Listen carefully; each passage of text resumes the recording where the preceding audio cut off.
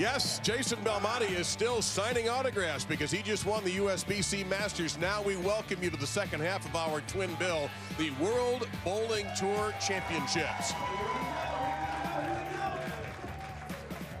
Our competitors today in the first matches you will see. Third seed Liz Johnson take on Angie Ramirez-Perea to take on the #1 seed Danielle McEwen, who is the defending champion of this event on the women's side.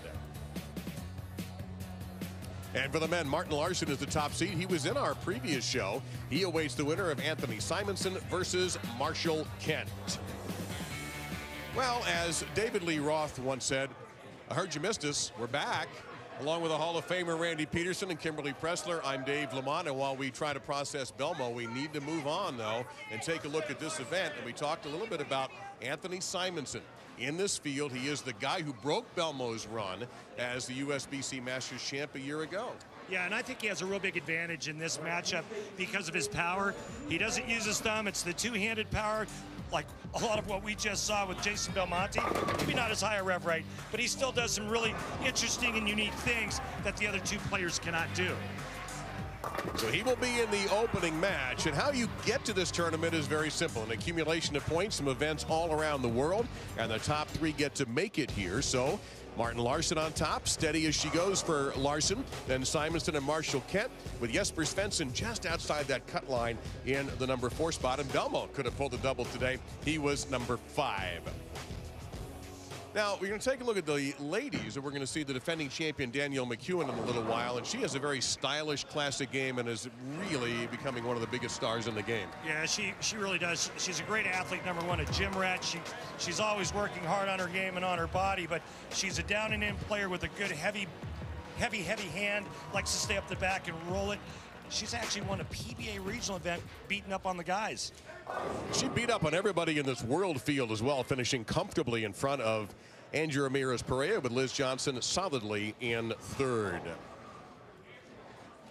So Kimberly is standing by with our two top seeds, Martin and Danielle. Kimberly, it's all yours. Thanks, guys. So, Martin, you know, we saw you in the last show. You said you were going to take some time, relax with your family. Did it help? Is it working? Are you ready? I'm sure ready. It's not very often you get a chance to bounce back on another show like an hour or two after you just lost. So it's just great to have another chance.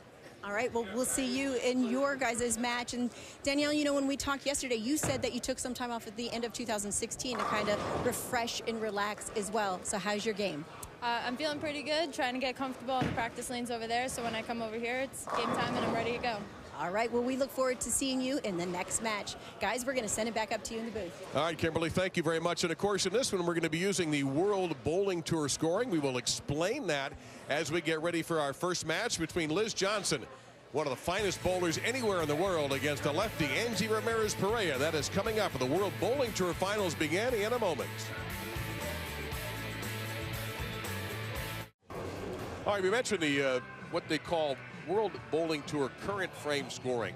So it's a 10-frame match, of course, but you have no extra shots in the 10th frame, so you could actually have a 10-strike 300 because the strike is worth 30. Spare is 10 pins, and the pinfall of the first shot in the frame. An open frame, you get what you get, and you don't get upset. And the max score, of course, is always 300. And here is Angie Ramirez-Perea out of Bogota, Colombia. And if you think, I've seen her before, her college career is something else. And she gets a break. And the reason for the scoring system is to try to help new bowlers and new fans understand and have a little bit easier time with scoring in our sport. Now, see, that doesn't really apply to me because when I was a youngster, I used to keep score. So I was with a pencil. Oh yeah, we had yellow grease pencils and the hot telescore units. Yeah, man. Used to fry your hand. Here's one of the great bowlers in the game, Liz Johnson. 8 major championships. And that's Liz. Very simple style. Hasn't changed very much over the last 7-8 years, she said to us the other day. Did you mention how many majors she has? A lot. Yeah, 8. Yes, sir. Including the U.S. Women's Open last year in Addison, Illinois. Belmonte just won his 8th. Yes, he did. And Liz won also the PWBA Las Vegas Open last year.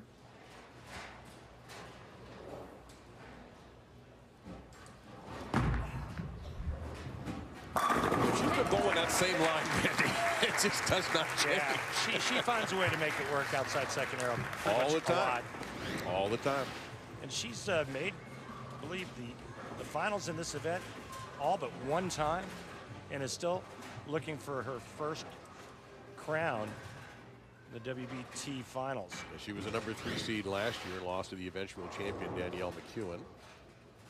She's lost to Kelly Kulick. Missy Parkin beat her twice. 4-time All-American here, Maryland Eastern Shore. Angie. And goes wide left there. I called some of her matches for Maryland Eastern Shore, and I want to say that I called a couple where they were, a couple of the teams that she was on that actually won the MEAC championship. If I remember correctly, they actually did something that's almost impossible to do now. They won both the NCAA and the ITC.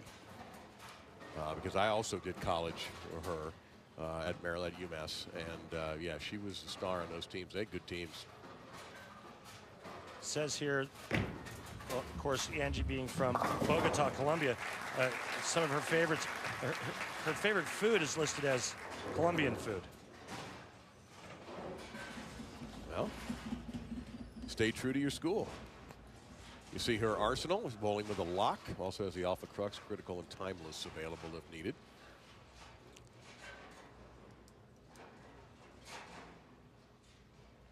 And the winner faces Danielle McEwen. So again, there you see the scoring. Liz Johnson has 2 strikes, 30 points per strike. So she has 60. And that will be 30 for Angie.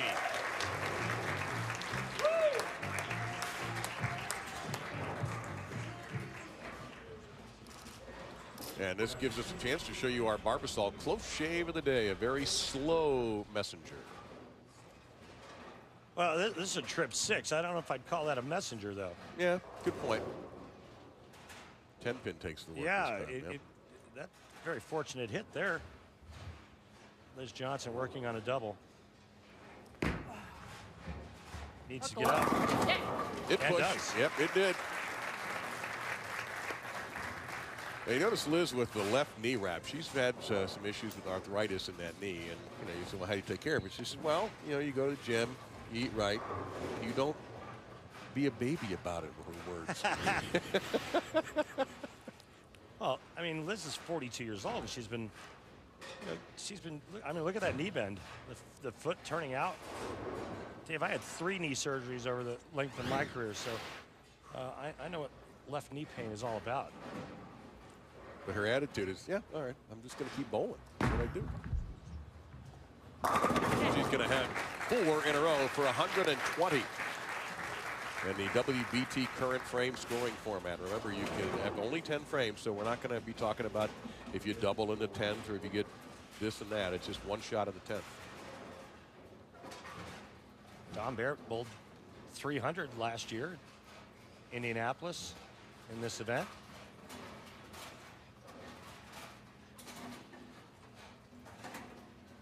And she's swinging to the left and a quiet 7-pin.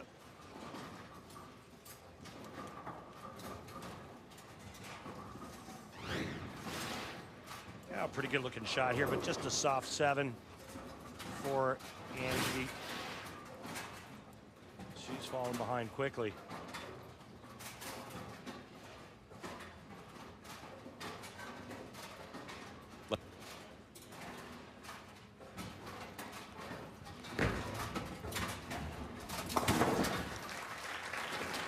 So what you get for that is the 10 for the spare plus the 9, so that's 19 for Ramirez Perea.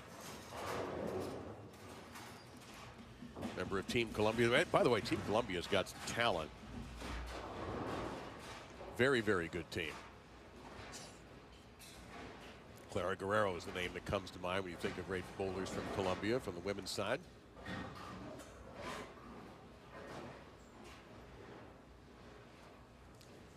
And we are not using the blue oil that you might be used to on other telecasts, but we haven't forgotten to have Randy tell you what the pattern is going to be like. So what are we bowling on here today?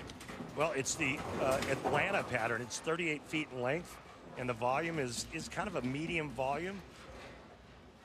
But this pattern can be good for big scores.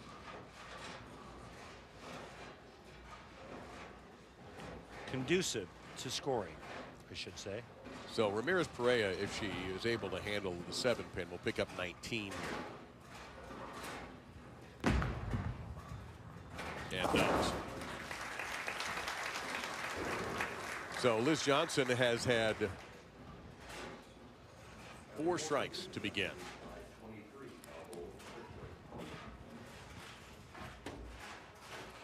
Liz has 19 women's professional titles. You mentioned 8 majors. She has won mixed doubles titles with Norm Duke. The Don and Paula Carter mixed doubles in Reno back in '09. Hook a little. Bowling balls tend to pay attention to Liz. And by the way, that jersey very significant to Liz, who's a big animal lover. The Paws jersey, and she did not want to forget a shout out to her mom and dad in Niagara Falls, also, who were watching.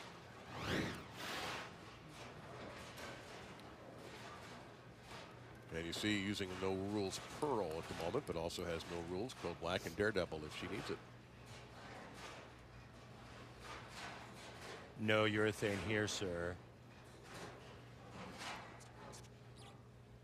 Is that a dictation because of the pattern? Yeah, absolutely. The pattern dictates everything. Line you play, score, the scoring pace, everything. And she didn't like that one, and she'll have a little bit of a little work to do on the 310. She knew it as soon as it left her hand, as most top professionals do. She'll be bowling in the PBA League 2017 for the LL Bean Portland Lumberjacks.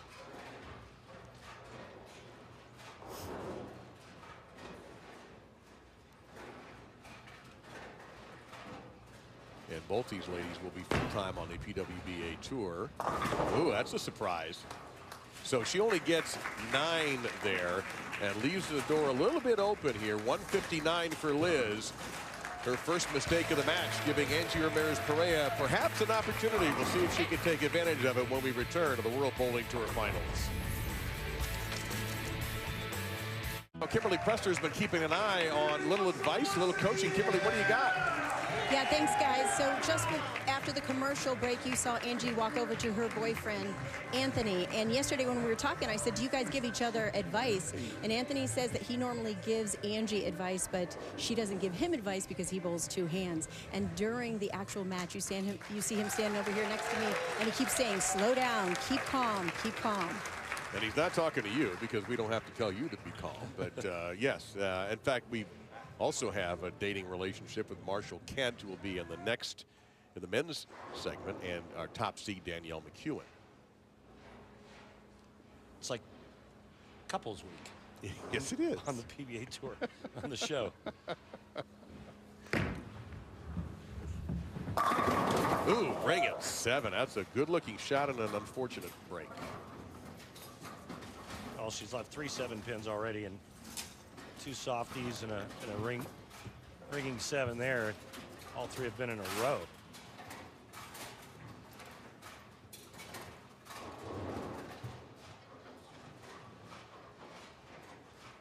So again, to give you an idea on this scoring, if she misses this, she only gets 9, and she will add 10 to her total and get 19 for the frame. There's no carryover, there's no count, just any of that other stuff.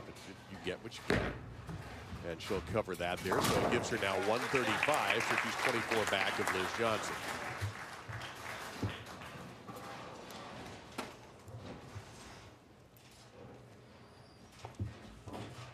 Angie made 1 television show last year on the PWBA tour, lost to New Wei Fen in the PWBA Sacramento Open, finishing 4th there. New Wei Fen ended up winning the whole thing, ultimately on the tour, Players Championship.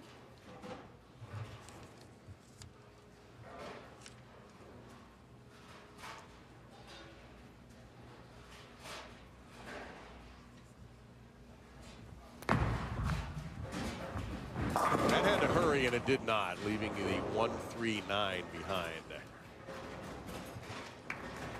Yeah, she gets it too far to the left target and hangs.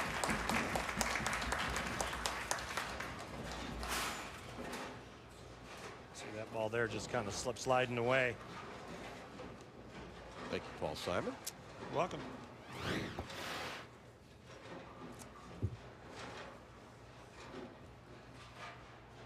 Well, this is 10 points, I should say. She's really going to need. Liz has only had one bad frame, and she did leave an open in the 6th and picked up only 9 pins. And she'll convert it very nicely. The ball taking out that sleeper. So she'll go to 152.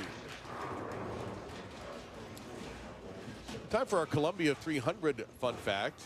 Liz Johnson has qualified for 5 of the 6 WBT finals events, the most of any player, male or female.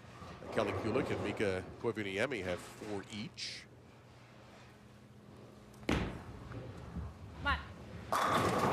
10 straight back for Liz. And 30 points.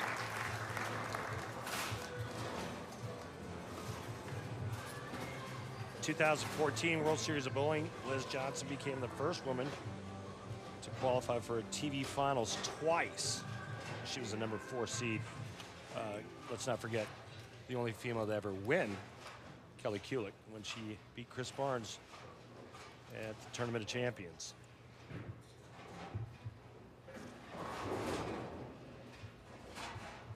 She was the first woman to make the TV finals of any PBA tour. Remember, she lost to Tommy Jones at GR, Grand Rapids, Michigan. So if you have any questions about her qualifications, that's on you.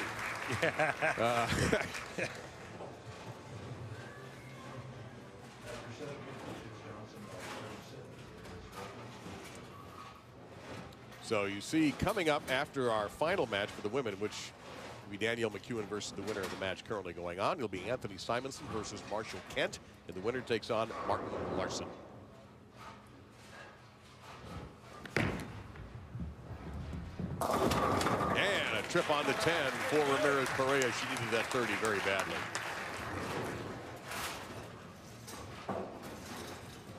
All right, so her max score is 242. Yeah, Liz Johnson just needs a mark in the 9th and then a good count in the 10th. If she strikes in the 9th, it's over. Correct.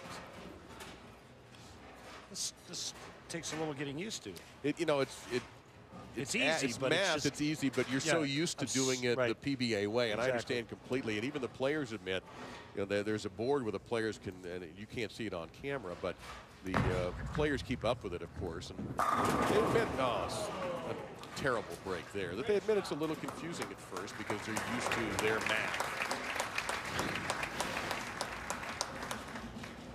No, that's not very friendly.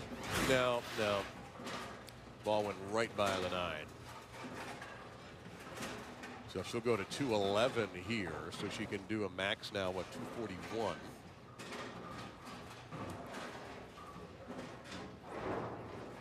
No, I'm sorry, 201. And then a max of 231. Carried too far. Perhaps if I wrote it down, it would help. Very stubborn about things like that. All right, now it's a 201. And so she can hit a strike here. And remember, you only get one shot in the 10th. And she will have to wait on that. And so now Liz Johnson is in a position here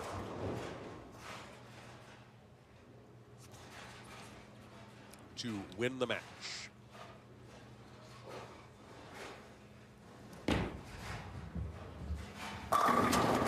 Ring at 10 for Liz. Great shot.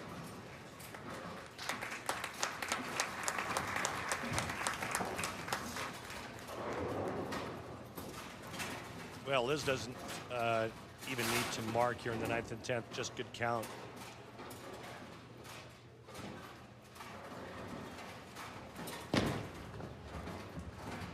Done.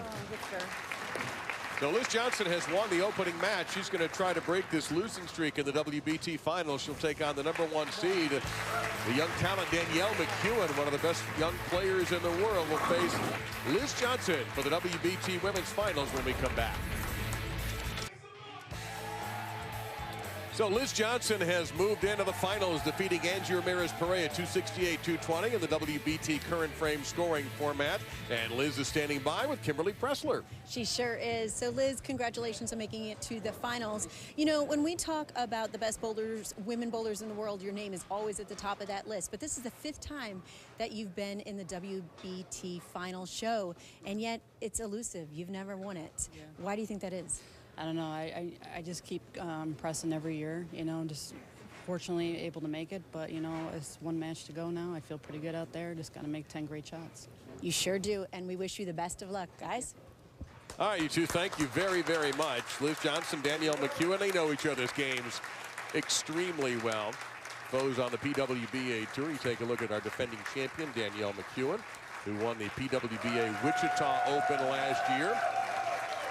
And again, the current frame scoring format, you will get 30 pins for a strike or points. And spares, 10 plus the pinfall of the first shot, open frame. That's all you get, whatever you left. And max score, of course, is 300, but you only get one ball in the 10th frame, or one frame, I should say, one shot, not the 3 strikes in the 10th or whatever.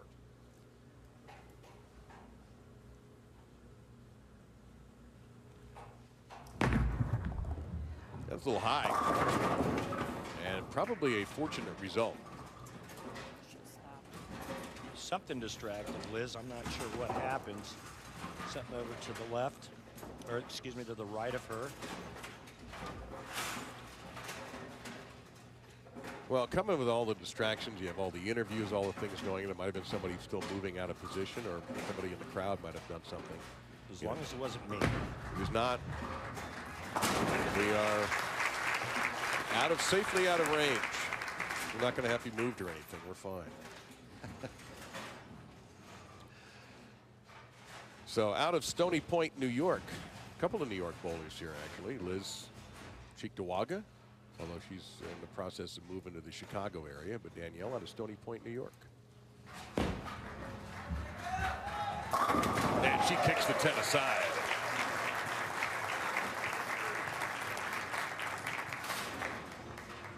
A beautiful opening shot by Danielle.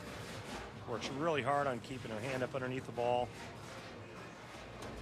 I want you to pay close attention to her backswing, the direction of her backswing.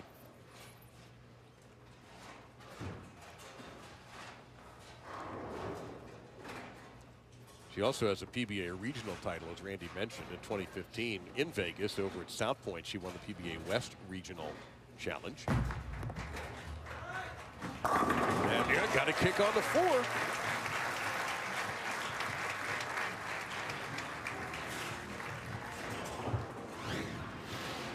Take a look at this swing. You don't see that ball behind her until it gets, about to her ankle. So that swing's nice and out, away from the body, tucks up underneath her, and allows her to keep her hand underneath the ball and go nice and straight.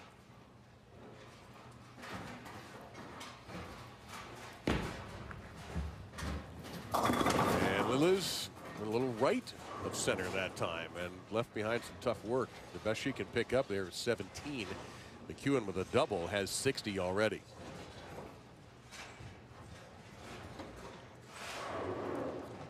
These two have, in the 2015 Smithfield PWBA Tour Championship, Liz lost to Danielle in the semifinals, 278-224, and then McEwen went on to win the event over Stephanie Johnson in the title match.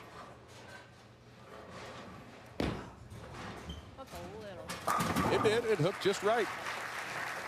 I think it's got to be a tough spare, don't you think there, Randy? I think it has to be. It's like the bucket without the 5-pin. In fact, it's our hammer tough spare replay. Covered nicely. She kind of coaxed it over though, saying, hey, hook a little. Well, we said earlier, bowling balls tend to listen. My bowling balls never listened. No. Sometimes they did. Yeah, sometimes, but.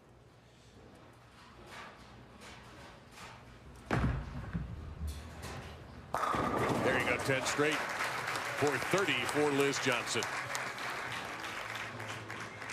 Kimberly Pressler standing by with Angie Ramirez-Perea. Kimberly. Thank Thanks, guys. So, Angie, during practice, you were striking left and right with that ball. What changed for you?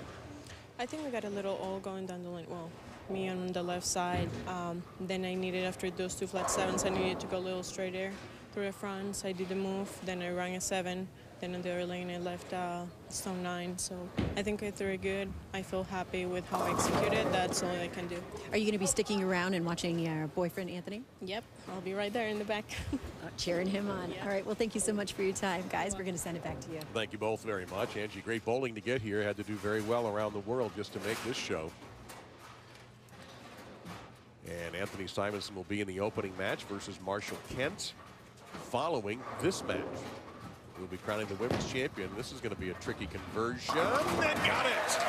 That's a beauty, and it's an extra 10 on the McEwen slate. Can we go back and change the hammer tough spare replay to that one? Because I think that would be more appropriate. Well, it might be, but you're just going to have to watch the head pin wipe this 10 out. That was the shot Tommy Jones had to convert to win the Tournament of Champions. So take a look at her arsenal: lock, no rules, code black, and IQ Tour Pearl. Try saying that 3 times real fast. Ooh, that was a break for her. That wasn't her best shot, leaving the 10 standing. Of course, unfortunately for Tommy, that shot didn't work as well as Danielle's. EJ Tackett was the big beneficiary there. Big February continuing with this World Bowling Tour and concluding with this World Bowling Tour final. And if you missed it earlier, Jason Belmonte won his 4th USBC Masters. And that means only 9 for McEwen, so she's going to go to 85. And a surprise there. Liz Johnson can now take the lead.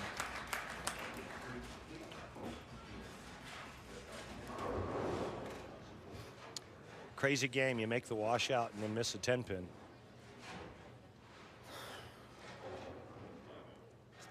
You don't want to give a bowler of Liz's credentials a lot of opportunities.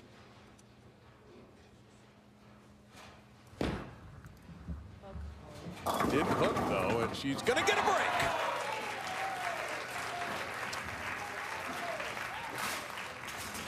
All right. So she'll pick up 30 and go up 11. If you like a trip 2 when you're working on a strike, swipe right.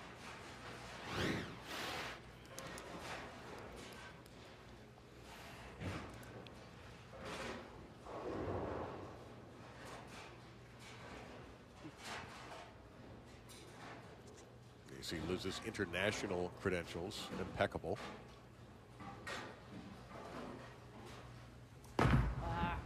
Hated it. Yeah. This is going to be the toughest spare that she's attempted now because of the back pin, the 9-pin. Well, she missed the 310 earlier in her first match by chopping the 3. So how is she going to make it? Well, you have to throw a hook ball into here so that you can cover that pin. We see a lot of players today actually throwing the ball straight and hard at the 3-9, but you know, Liz doesn't curve it a whole lot, so it'll be interesting to see how she tries to convert this.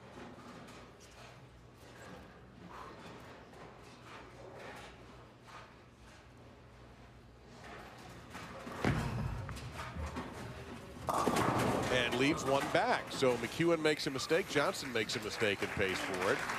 And now Danielle can take the lead with a strike. You can see the 6-pin getting chopped. She takes the 3-9 straight back.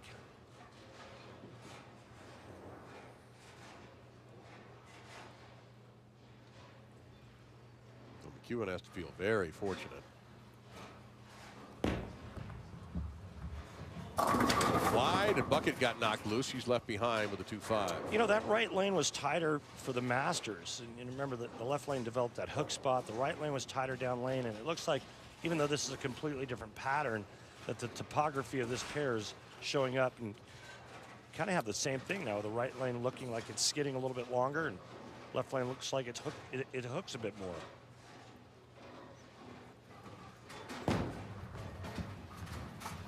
So she had a chance to take the lead. She actually, and this is where things like count really would have mattered if this were a traditional scoring match. Instead, she's still down, but by only 2.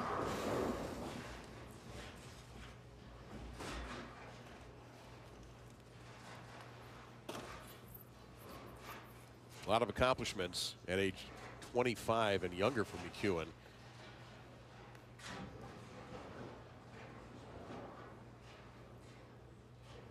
She was a 2-time collegiate and academic All-American at Farley Dickinson. Fairly noticeable, I should say. And there's a 2.45, so she's off on the pocket here. Needs to try to tighten her angles up just a little bit.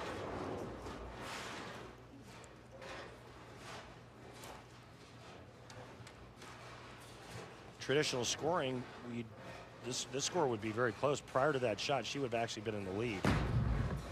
Looking to get 17 here. She'll do just that. So she's now at 120 through 5.5. Liz Johnson trying to win this event for the first time, but she has to take down the defending champion, Danielle McEwen, in order to do it.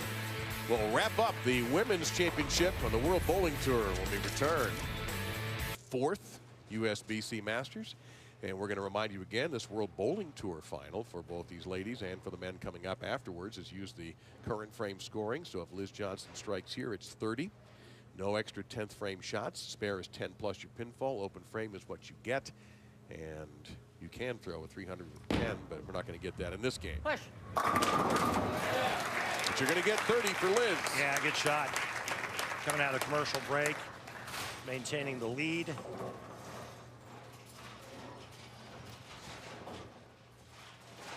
One open frame for each player. A lot of conversations we eavesdropped on in the break. Liz had a brief run with Jim Callahan, a ball rep. And then a major conference. They almost needed a big round table with Danielle McEwen. He almost needed to book a room here at the Orleans.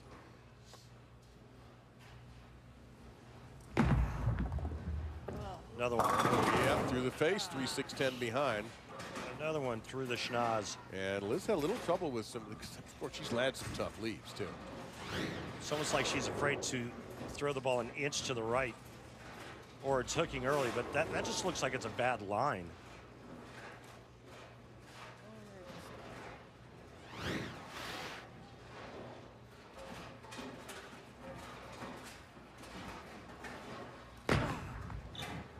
You know what? I think her knee might be bothering her.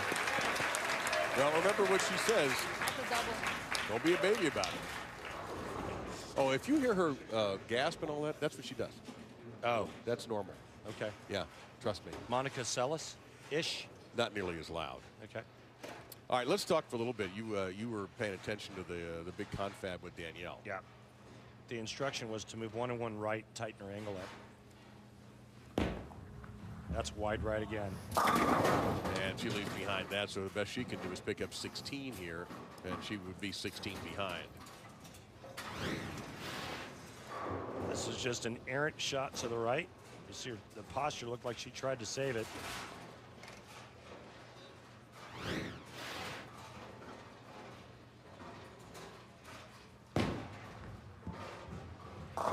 Accurate on her spare, but she actually dropped a point there, so she's now down by 16 with 3 frames to go. And remember, only the 1 frame in the 10th. You can't string together 3 strikes to save yourself or put pressure on an opponent.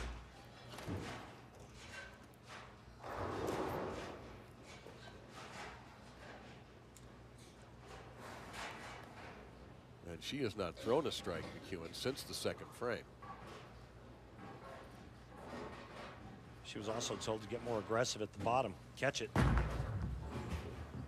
That's through the nose a little bit, leaving behind a 3-6. There's the Liz Johnson reaction on the left lane. Yep.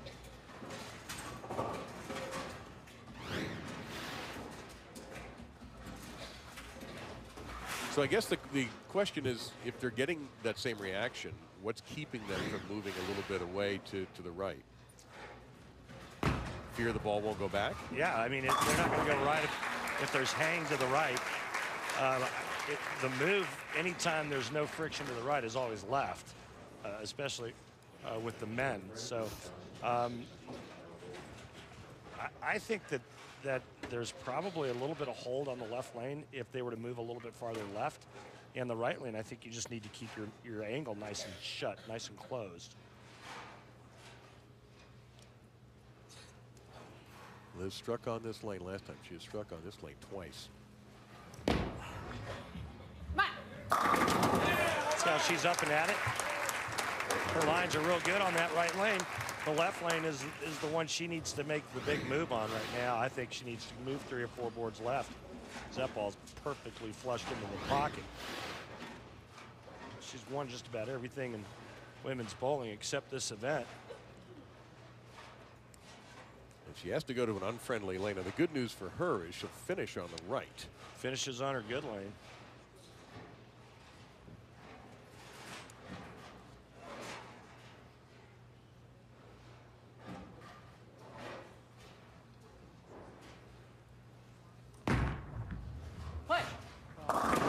Nope, not happening. 3-6-10. She could have really put McEwen in a very bad spot with a 30 there.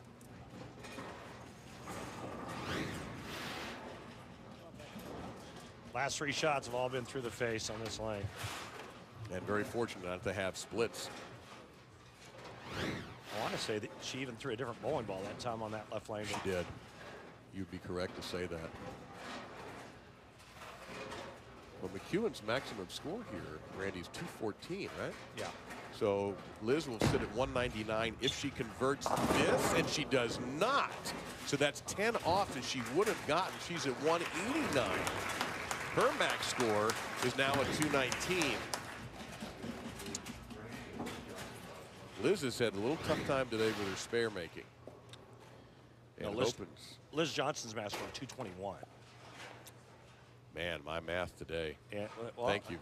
Listen, you've been doing it all until late, so I just thought I'd help you there. No, I appreciate it. So 214, 221. Oh, that's a terrible break. Well, that was the right line, and you know, with a little bit more speed, that holds the pocket. But well, let's see here. She makes this, it's 173. Yeah, and then a strike 203, and Liz Johnson would just need a mark. But she hasn't always had marks today. But she's getting up on her good line now. That's good. Excellent point. She'll convert it. Don't forget, Danielle missed a single pin earlier. Single pin misses can be devastating in a championship match. By the way, if she does not mark, she actually has to be careful here, because if she doesn't get the right amount of pins on this ball, even making the spare won't help her.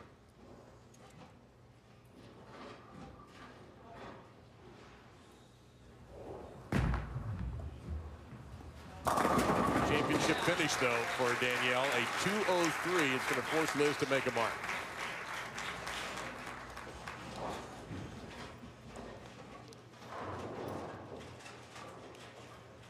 So it's very simple. Again. Yeah. So one frame here. It's in other words, the 10th is the 5th. Yeah. It might as well be.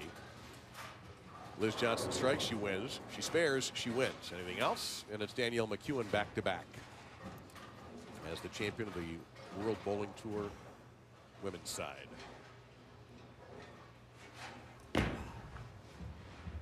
Holy smokes, are you kidding me? It is. Oh my. She's got to make this to win. And it's only been made 3 times in the history of television. What an awful break for Liz Johnson. I have to go back and show that shot again. I'm sure we will. She's going to gun for it, and she just lost for the 5th time. Danielle McEwen repeats as champion in the most unlikely way possible to capture a 2nd straight WBT finals. Don't worry, Danielle, we can't quite believe it either. High five, thank you guys. Just to be here. unbelievable. Thank you. That's shocking beyond belief. I mean, just an awful, awful break. Remember I said it last week? Pocket 710, worst break in bowling, because you come away without even having a mark. Awful way to lose right here.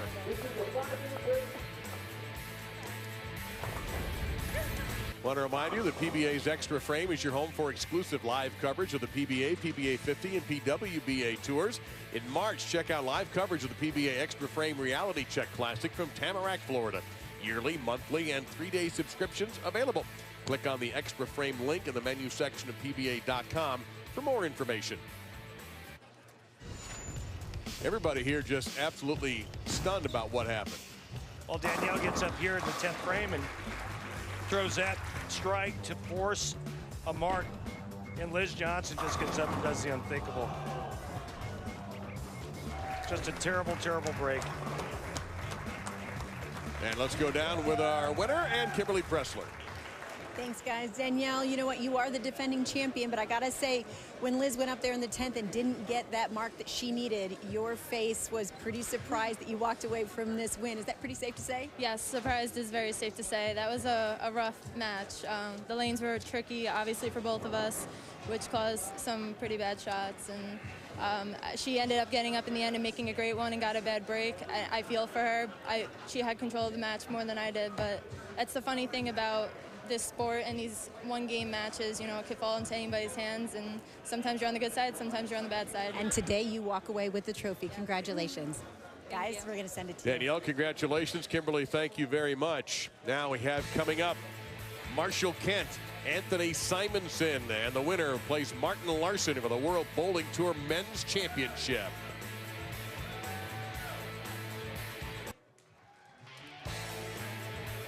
Inside the Orleans, this is the World Bowling Tour Men's Finals. 2 matches to determine the winner of the WBT. These 3 bowlers earned their way by their steady play around the world, and steady always is when you think of Martin Larson. That's the perfect adjective for his game. Anthony Simonson, number 2. Marshall Kent edging out Jesper Svensson with Belmo, the USBC Masters champion for a record 4th time, in the number 5 position. And our 2 competitors in the opening match are standing by with Kimberly.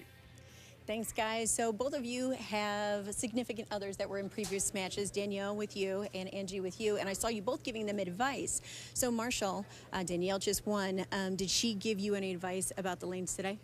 A little bit, yeah. She kind of gave me the information that she saw and said the left lane's a little different than the right, so I'm going to take that information and use it to my ability and make good shots and see what happens. All right, well, good luck to you. Thank you. Now, Anthony, when we talked yesterday, you said that you give Angie advice, but she can't really give you advice because you bowl with 2 hands. But what did she tell you about the lanes that you can use today? She didn't, tell me anything really. We were just kind of chit-chatting, just normal talk throughout. She's on the left side, I'm on the right side. She's one-handed, I'm two-handed, so there's not too much she can tell me. All right, well, I wish you all the best today. Thank you. Guys? Marshall, you're not supposed to give up any secrets to your opponent. You don't tell him the left lane's tricky or left lane's different, even though it is. And he probably knows it, but so what? I thought I saw Simonson's eyebrow raised just a little bit there when he heard that bit of news. See Angie right there, and there is Anthony Simonson, the 2-hander out of Austin, Texas. USBC Masters champion last year, won the Roth-Holman doubles with his friend Connor Pickford in 2016. Yeah,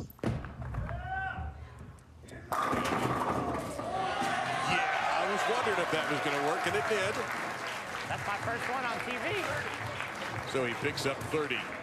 And again, under this current frame, scoring 30 points for a strike.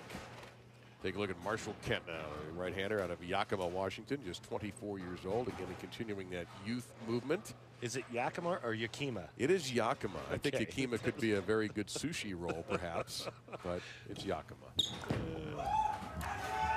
And Kent, pure power. Marshall Kent's is one of the best athletes we have out on tour. I did an exhibition with him, and I watched him strike, throwing it right-handed, then strike, throwing it left-handed, and then strike, throwing it 2-handed in a row. Wow. He's an amazing dude. And I'll tell you what, he's very highly skilled and a lot of talent. It's remarkable to say, and we were looking over some of the numbers on him, that he's never won a televised match. Yeah, it's hard to believe. And he'll leave 3-6-10 behind on that troubling left lane. So again, to remind you what the WBT scoring format is here. 30 for a strike. No extra shots in the 10th frame. Spare is 10 pins plus the pinfall to the first shot. Open frame equals the pinfall for the frame. And you can still throw a 300. This time you only can do it in 10 shots.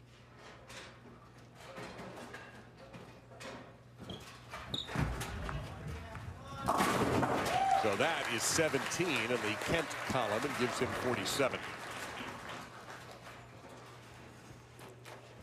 It's just not deep enough on the left lane yet. Simonson looks like he's got it figured out. See what he does here on the right lane. Martin Larson awaits the winner.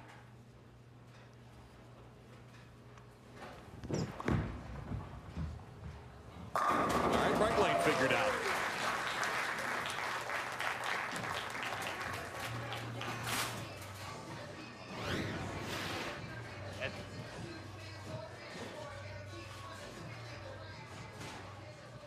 Pretty amazing what he does. A lot of moving parts, but I'll tell you what, he is so good at that two-handed style. Looks like he's going with 2 different bowling balls as well. And I think he's much deeper on the left lane.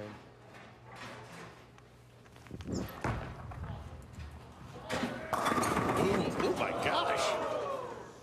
How often do you see that one left behind there, Randy? Yeah, not often, but when the ball's going sideways through the pins when it gets there, you're going to leave stuff like this. He's going to get his ball over here, throw the 3-pin over into the 4, and then the ball will take out the 10. Got a chance. You're right. It's always helpful when the players give us a warning ahead of time that they like their shots. Just like I drew up. Perfect. Throw the 3 into the 4. The ball takes out the 10. So put 17 in his column, giving him 77. So a strike here, and Kent would tie him.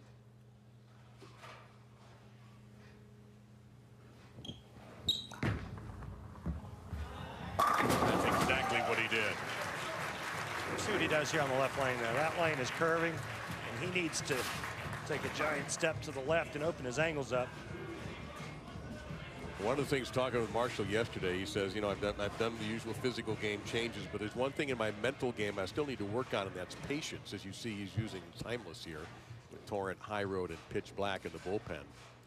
And not patience as far as how quickly he bowls, but patience in dealing with things when they don't go well. Right. And he still feels he needs to work on that. Had a good run in Shawnee last week, nearly made the show. Almost. He's got to keep going. I think that surprises him. He makes the move, throws a good shot, and still goes high. I'm not standing directly behind him, but this looks like it's farther left than the last time he was on that lane.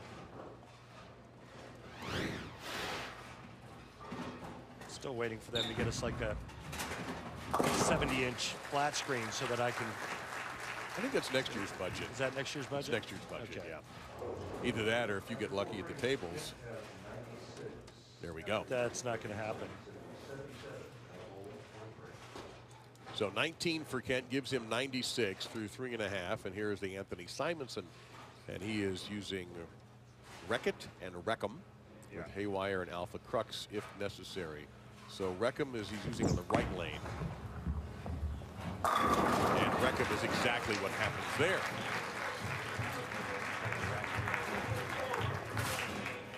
He would like a re-rack.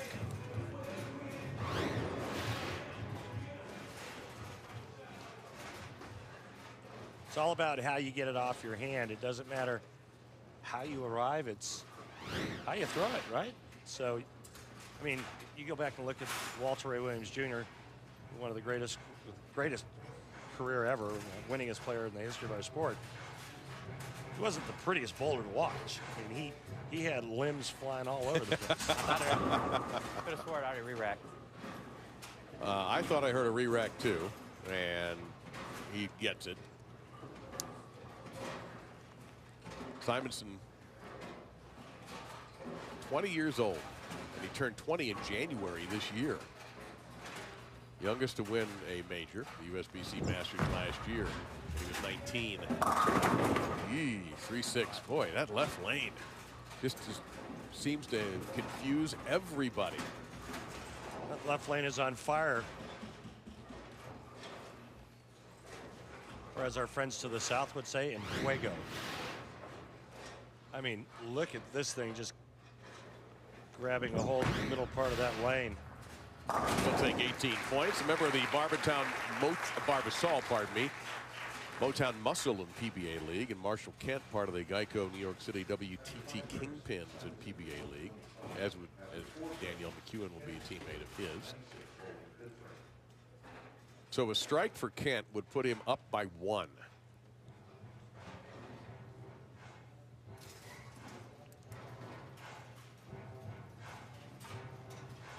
You see with his WBT top finishes last year.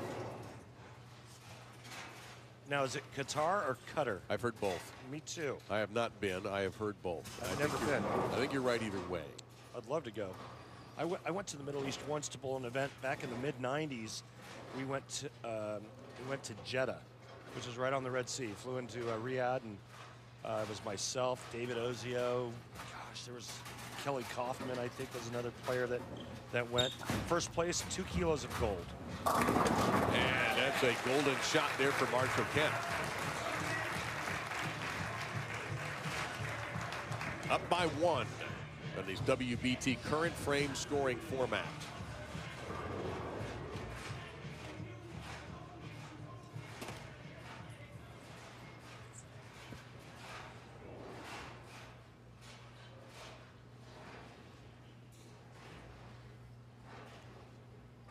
What to do on this lane?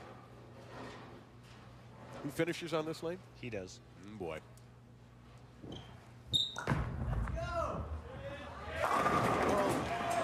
Nope. Messenger's not going to make it over to the 10, but a pretty good shot nonetheless. Was. At least this one gets a little bit lighter in the pocket. Now he just has to figure out a way to get all 10 to go down.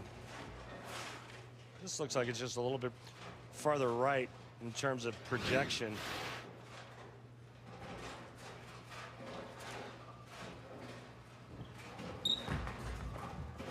So 19 for Kent. And Anthony Simonson, when we come back, will have an opportunity to take the lead with a strike. Spectacular split conversion for Simonson, while Kent has the advantage.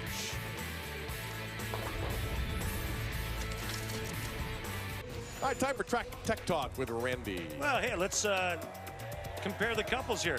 Check out the top of the backswing. You can see how much more open Marshall Kent is than Danielle. Here's the big difference right here. Look at the hands.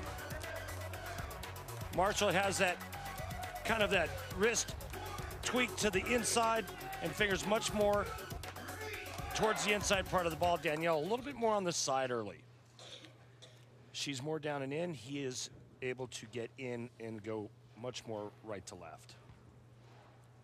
I got a feeling that when Marshall Kent gets in the winner's circle again, you know, he already has 2 PBA Tour titles. It's going to open a floodgate for him. Simonson, and he'll pick up 30 there and take the lead by 10. But he has to bowl on the left lane. Oh boy.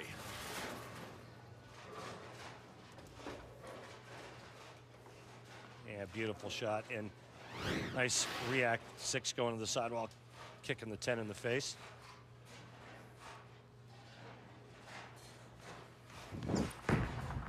Boy, threw that one hard. Well, that was an ultra aggressive approach there by Simonson for the double to give him 185. Oh, he gave her the heater, Ricky, and then some. That thing was flying down the lane. He says, you know what? I'll make sure that this ball doesn't go high. I'm just going to heave it.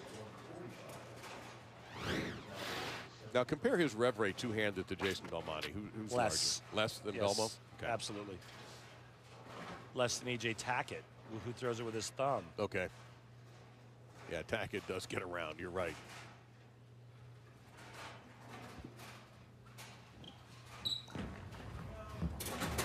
Yeah. Oh, I did not expect that. That looked pretty good. That's an awkward leave there. A 4-8.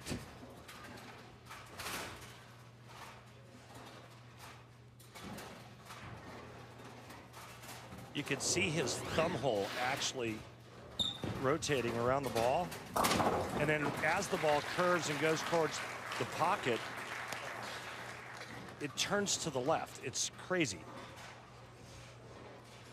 So Kent picking up just 18 there. He trails by 22. Watch this ball as it goes down late. You can see his red thumb insert.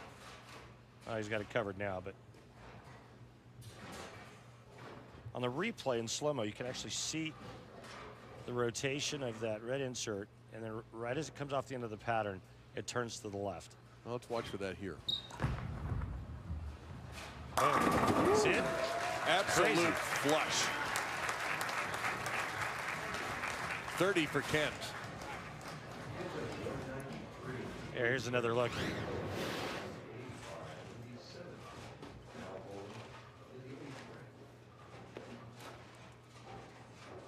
Wait for it. Wait for it. There it goes.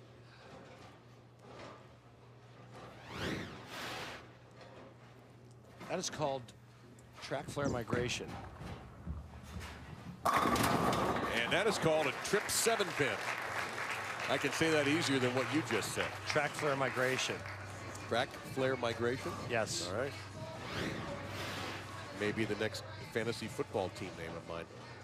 That was a crazy hit. Yeah, that was a very fortunate one, and he'll certainly take it. Martin Larson awaits the winner of this match to claim the WBT title.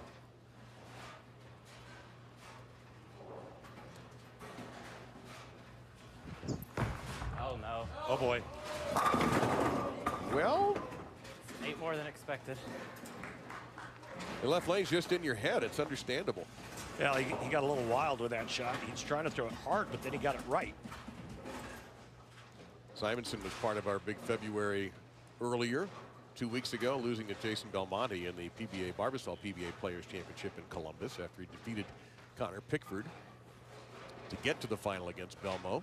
So if you missed it, won his 4th USBC Masters earlier today.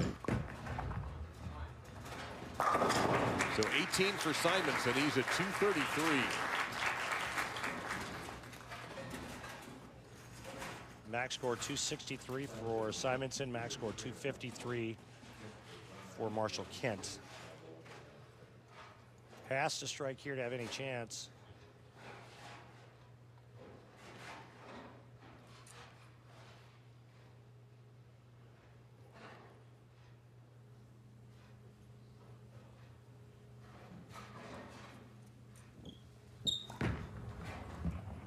It does have a chance. It buries 10 of the pit.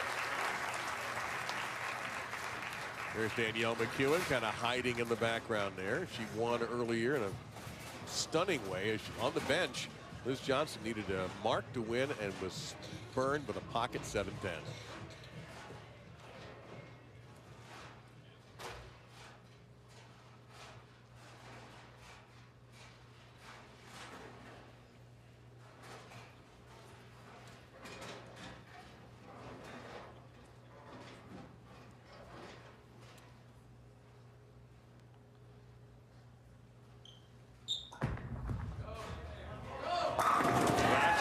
Finish on that nasty left lane for Marshall Kent. The best he could do is 253, and that's what he's done. So Simonson, it's strike or don't win. Simple. Great finish for Marshall, and he did his job. Now it's up to Anthony Simonson.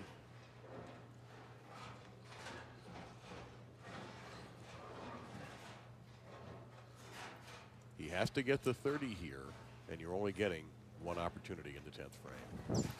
So better than the one on the right lane. Yeah, baby. Anthony Simonson gets the 30, and he'll advance to the championship match against Martin Larson. So that makes Angie Ramirez-Perea happy. Her boyfriend has moved on to take on the Swede, Martin Larson, the #1 seed of the WBT Tour. He and Anthony Simonson, the top two, will go at it for the title next.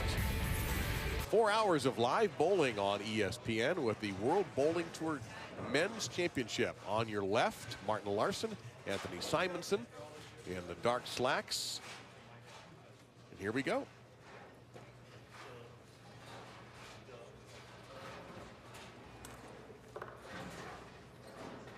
Simonson, who had to throw a strike in the 10th to advance to defeat Marshall Kent. And that's a solid shot on that pesky left lane, and he checks the approach there with his hand. Well, he changed balls again and went back to the ball he's using on the right lane. Looked like he tried to spin it through the front part of the lane a little bit more here.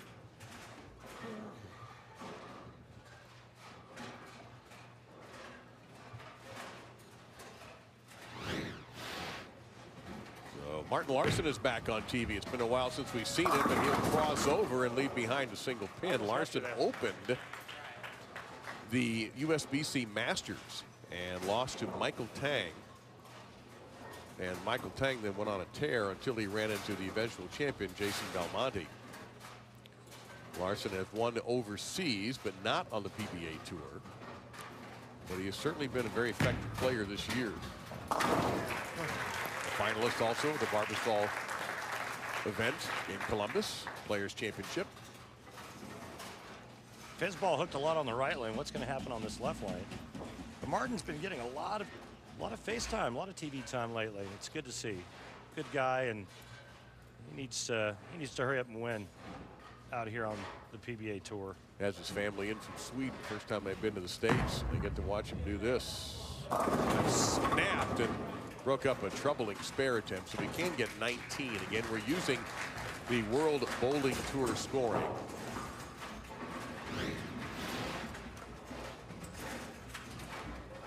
Nice break, just leaving the 8-pin. Bucket was standing for a bit.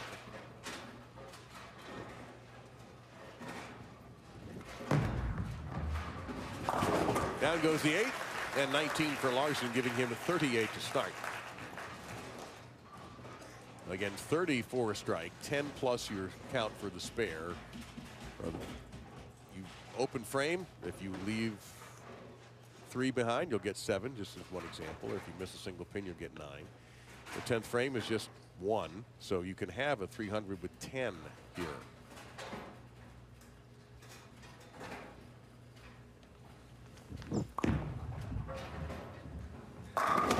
And solidly burying a 10 back. Marshall Kent is standing by with Kimberly. Kimberly. Thanks, Dave. So, Marshall, you know, you forced Anthony to make sure he got that strike in the 10th, which was really great. But how do you feel your performance was today?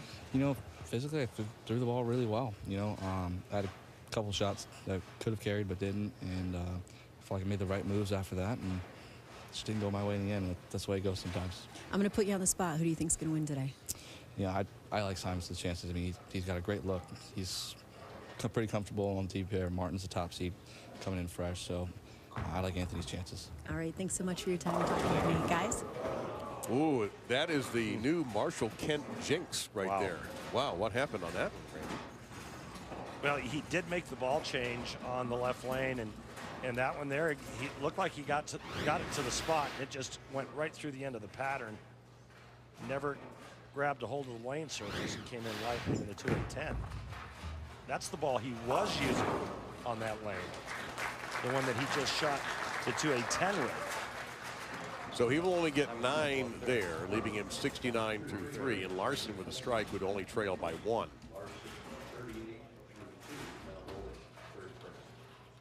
Simonson had a quick confab with Tim Mack over there. You see Code Black on the left, Marble Pearl on the right. That's a solid hit for Martin Larsson. Love the react.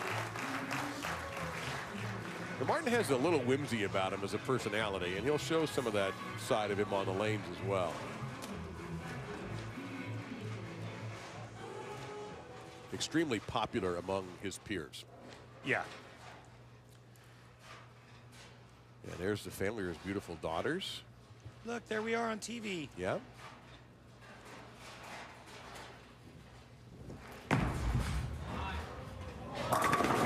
And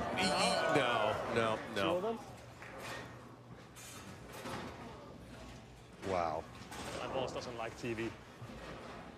Well, we saw it with Liz Johnson in the ladies' finale on the right lane, and here Martin Larson on the left lane. So he'll just take the 1, and he'll get a 9 there. And that'll give him 77 now.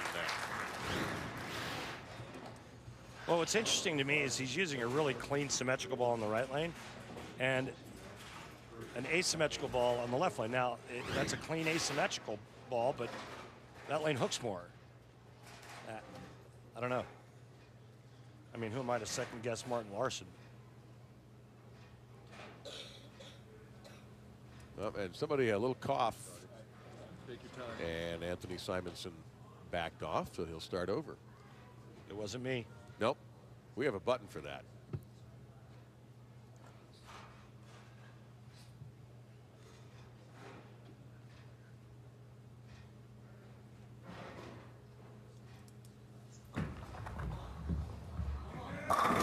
Solid. Kick save and a beauty on the 10.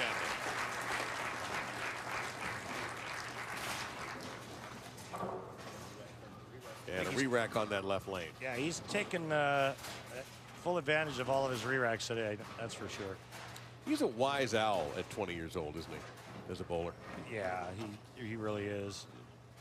On the lanes, just, you know, these youngsters nowadays are mature well beyond their years. We saw it with Michael Tang in our last show, the Masters show. I mean, first time on television, climbs the ladder, and then it takes Belmonte and a force of nature in the front 7 to beat him. But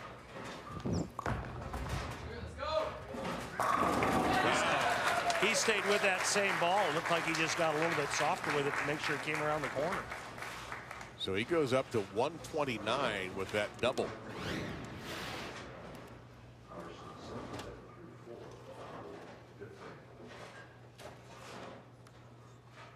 That might be the prettiest shot we've seen on the left lane.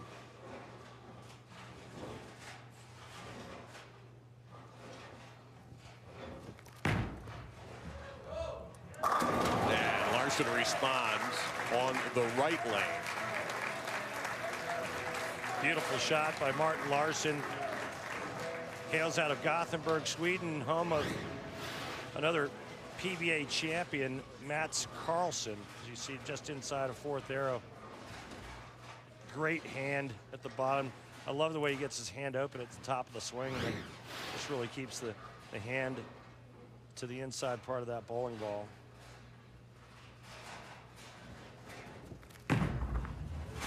Going way wide, snaps back in, and a snapper by Larson gives him a double and puts him at 137 as Anna and Stefan, his parents, Amelia and Isabella, his kids, and his longtime girlfriend Diana celebrate Martin Larson making a move in the World Bowling Tour final match.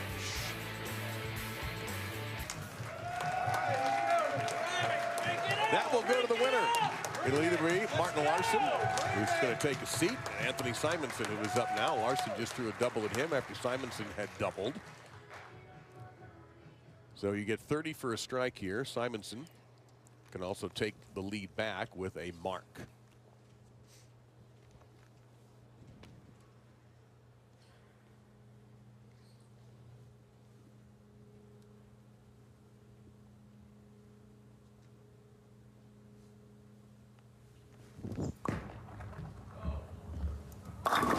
Hard left turn, and it's in there for a strike. Nice break kick in the 4 out and maintaining his lead.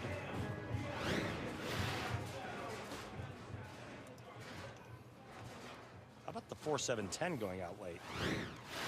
Two-pin did a lot of work there.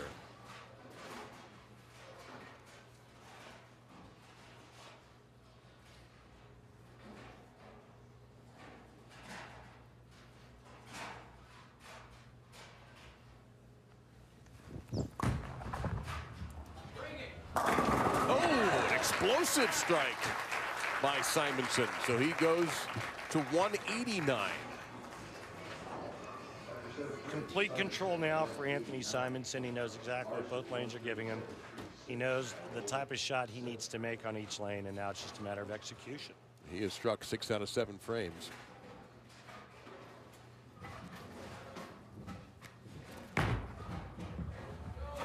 And Larson's messenger fails him.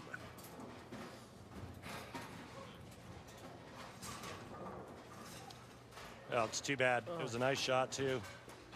Just a little late and a little behind. And the result is that week 10. And really, Messenger wasn't all that close when you get a good look at it. He will handle the 10 pin, pick up 19. You know, I used to be as skinny as Martin when I was 16.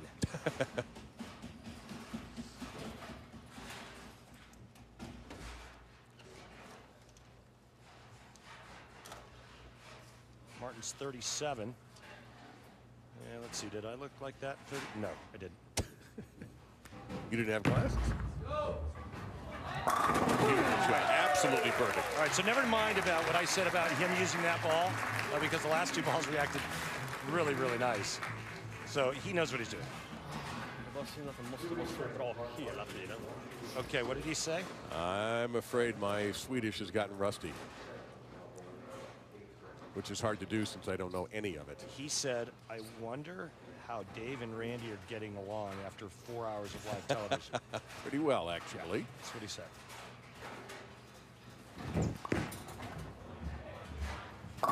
Out there through the face, leaves 3-6 back.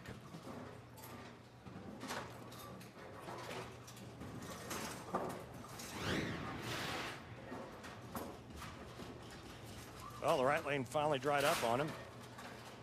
3-6 only. That's the good news. Martin Larsson now max score 246. Simonson just cruising along. Picks up 18 for 207. So his max is 267.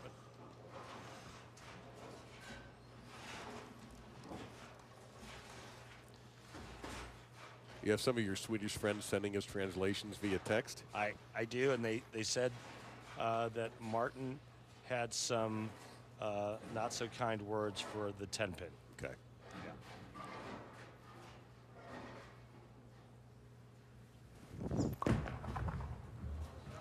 Oh, you could hear somebody in the crowd was yelling for that ball to go. It wasn't Simonson, and it leaves behind a 2-8, which looks a lot better when that 10 pin got kicked aside. Huge getting the 10 out. Look at that. Just the 2-8.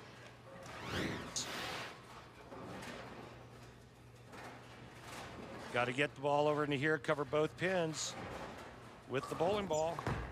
Oh, no. Uh-oh, he hates it. He got it, though. He didn't like it right away. He'll take it. Leaves him 225. His max now 255. And Larson's got to put pressure on him with a strike here.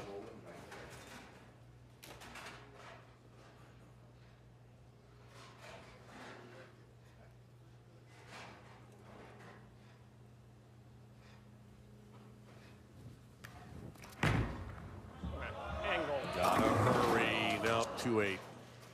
Yeah, got it wide on the tight lane.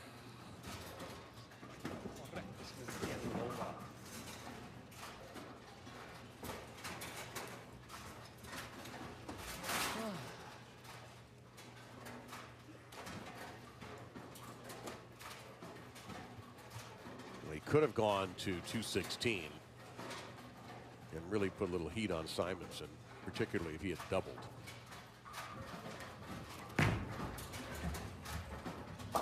Pick up 18 and still trail by 21. Strike, it's 234. He's taking a re-rag. He'd force Simonson to mark. Simonson goes 9 out. Where have we heard this before? We have a tie. Yeah, just like the last game. When Liz Johnson needed a mark to defeat Danielle McEwen and got stuck with a 7-10. And McEwen ended up defending her WBT title. Simonson needed first hit to get past Marshall Kent. He got it. So this puts pressure, a little pressure back on Anthony. No gimmies. If it's a strike. It's not. That's pretty much all but over now. It is. Because the best Larson can do. 222. And he cannot beat Simonson.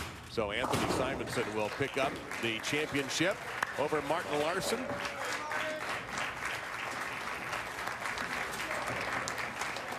And put another title in the Simonson column.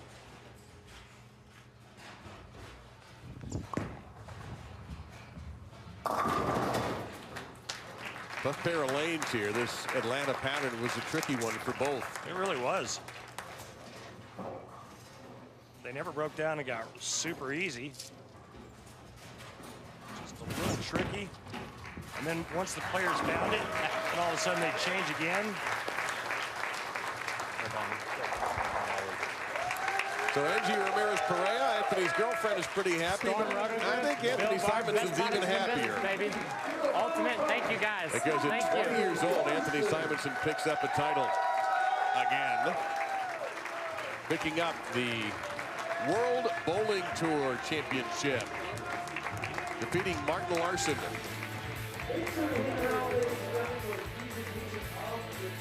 We'll hear from our champion when we return. Our host, the Orleans, we certainly appreciate all they've done for us, and it's been a fabulous few days out here in Vegas. You know that Mark Roth and I did the grand opening of this hotel. The first time hearing of this. Mark Roth and I back in the day. Hey, our opening match, Danielle McEwen taking on Liz Johnson. And it came down to the 10th frame. Liz Johnson opened in the 9th. She needed a mark in the 10th. It was a pocket 7-10, and the victory goes to Danielle McEwen. And then on the men's side, it was all Simonson. He started early with a double, got a 4-bagger in the middle of the game, stayed clean throughout, and he was on to victory against Martin Larson, 243-213. That was our Geico Championship recap. So Martin Larson didn't get a trophy, but he's got something more important than that. He's got his family with him here. And meantime, Anthony Simonson has a trophy, and he gets a conversation with Kimberly Pressler. Yes, Anthony is walking away with the trophy today. So, Anthony, you had a pretty nasty split in the 3rd, but then you moved on, got 2 or 3 strikes after that. How did you push through it? I actually came back and talked to the ball rep because I thought it was, an okay shot, not one that was going to split. He actually suggested going back to the ball I was using the first match on that lane, which was the Wreck-It. A little self-doubt there, and I just went ahead and stuck with the Wreck-It and made sure I was a little better with my hand position, and that kind of seemed to be the play. Well, you seemed very excited when you won today, so what does this win mean to you? It's been a fun 3 weeks, knowing that the telecast was at the end of the swings. Made a show last week. I bowled well throughout all 3 swings, so to top it off with the win is a wonderful feeling. It definitely is. Well, congratulations to you on winning the WT Column. All right, Anthony Simonson is your World Bowling Tour champion. Quite a day here at the Orleans. Live bowling doubleheader, and of course it begins with Jason Belmonte. And in case you had any wonders about Belmo, you better quell him now, because he could be on the way to another huge year. Yeah, we really are, and it's going to be a great race between him and E.J. Tackett. There's Belmo receiving his trophy, but I'll tell you what, he sure has made a statement the last 3 weeks, even though he didn't even make the telecast last week. He was there the whole week, but you know what? Win at Touring Players Championship, win at the Masters. He's really making a statement. Yeah, this is a great way to end up big February, too, with Belmonte winning his record 4th USBC Masters. And then the World Bowling Tour coming down to the 10th frame, as we showed you earlier, with Danielle McEwen victorious over Liz Johnson. And then 20-year-old Anthony Simonson continuing that young guns. I mean, Belmo's only 33. It's not like he has a hard time getting around up the stairs around here. He's still got a lot of bowling yet ahead of him. So big February has come to an end, but we'll be back because our next PBA telecast is Sunday, April 16th. That's on Easter Sunday at 1 o'clock Eastern for the Mark Roth Marshall Holman PBA Doubles Championship from one of the really, really cool places to ever watch or broadcast bowling from Portland, Maine. That's going to be a lot of fun. We thank you all for watching very much as you saw Danielle McEwen get strikes when she needed to and defeating Liz Johnson to win the Women's World Bowling Tour final. And then Anthony Simonson was able to